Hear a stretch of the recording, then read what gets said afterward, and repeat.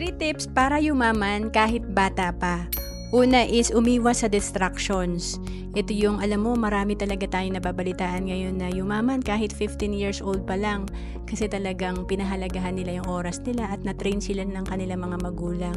So kung meron tayong mga bad habits kagaya ng sobrang pag-games or sa social media, talagang palitan lang natin ng mga winning habits.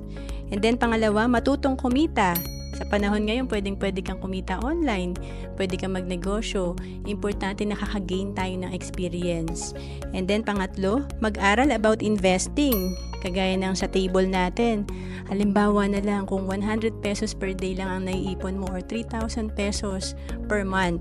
And nagawa mo ma-invest ito, after 20 years, meron kang 2.9 million.